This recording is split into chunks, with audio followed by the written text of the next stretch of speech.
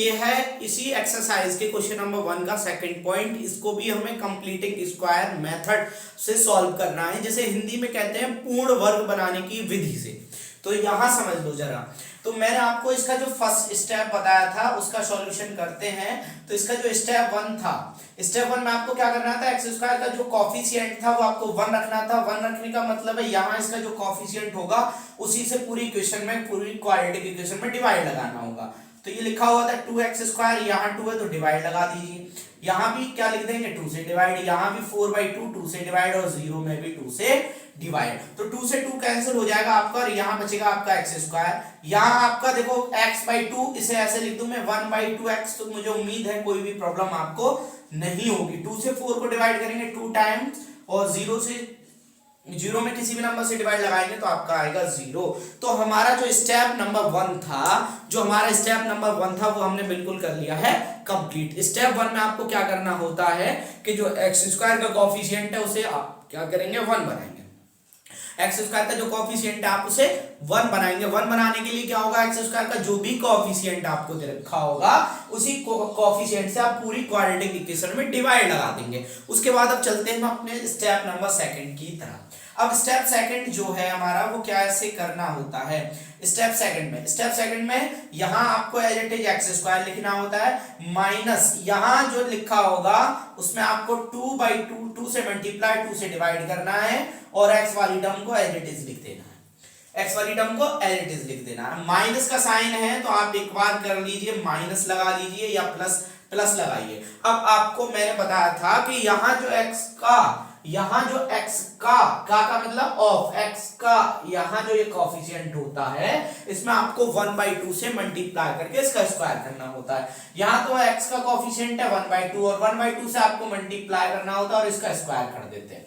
तो इसका मतलब हो गया भाई 1/4 का स्क्वायर आपको करना है। 1/4 का स्क्वायर, यहाँ x का कॉफिशिएंट 1/2 जो होता है उसे यहाँ लिखते हैं। उसके बाद 1/2 से हमें कंपलसरी है मल्टीप्लीकेशन करना, और उसके बाद स्क्वायर करके यहाँ एक बार जोड़ देते हैं, एक बार घटा देते हैं। तो हमने एक बार इसका स्क्वायर करके जोड़ दिया और एक बार इसका स्क्वायर करके हमने घटा दिया, और ये जो नंबर लिखा था उसको एज इट इज ऐसे लिख दिया और इक्वल्स टू में 0 लिख दिया। अब आपको क्या हुआ फायदा, यहां से लेके यहां तक वाली जो टर्म है, यहां से यहां तक की जो टर्म है आपकी, वो आपकी x - 1/4 का स्क्वायर बन गया, और आपके पास यहां क्या बचा 1/4 का स्क्वायर -2 इक्वल्स टू 0। आपके पास ये बचा।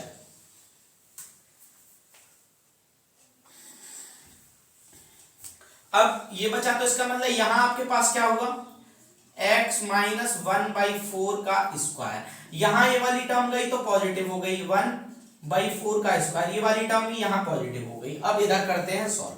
जरा समझना, ये लिखा हुआ था हमें x - 1/4 का स्क्वायर इक्वल्स टू, अब देखो 1/4 का स्क्वायर क्या हो गया 1/16 प्लस का 2, और इसके नीचे कुछ नहीं तो आप क्या लिखोगे 1।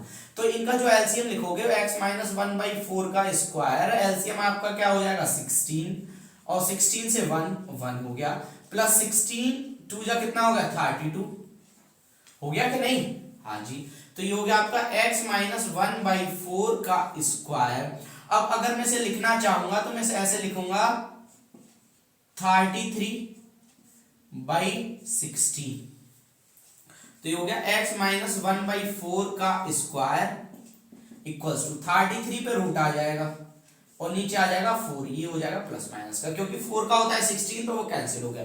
अब यहां लिख दो आप पॉजिटिव साइन लेने पर, और यहां से ही फिर ये हट जाएगा, तो लिख दो प्लस साइन लेने पर। प्लस साइन लेने पे हमें फायदा क्या होगा, फायदा होगा एक बार प्लस का लिख लेंगे तो x - 1/4 इक्वल्स टू 33 पे रूट हो जाएगा बाई 4 हो जाएगा, ये नंबर उधर पहुंच जाएगा x इक्वल्स टू √33/4 प्लस 1/4। अब इसको अगर मैं इधर सॉल्व करूंगा तो इसका आंसर आ जाएगा x इक्वल्स टू, एलसीएम दोनों का 4 आना है तो ये आपका हो जाएगा 33, उधर आ जाएगा प्लस का 1, एक वैल्यू तो आपकी हो जाएगी, एक आंसर ये हो जाएगा आपका। ठीक है, अब लेते हैं हम नेगेटिव साइन। नेगेटिव साइन लेने से हमें क्या होगा, यहां चेंजमेंट होगा, अदरवाइज कहीं चेंजमेंट नहीं होगा। तो ये हो जाएगा आपका x - 1/4 इक्वल्स टू आपका हो जाएगा -√3/4।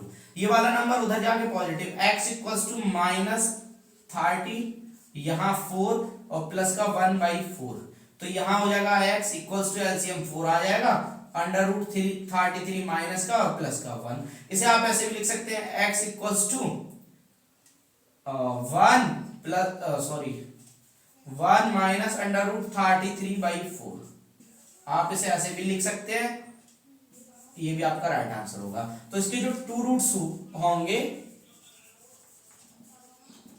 इसके टू रूट्स होंगे √33 प्लस 1/4 और एक होगा आपका -33 प्लस 1/4। इसके टू रूट्स होंगे और टू रूट्स इसका आंसर होगा। दोस्तों उम्मीद है मुझे आपको वीडियो अच्छी लग रही होगी, तो वीडियो को लाइक कर दो। आज का जो हमारा लाइक का हमारा टारगेट 500 लाइक का हमारा अचीवमेंट होना चाहिए।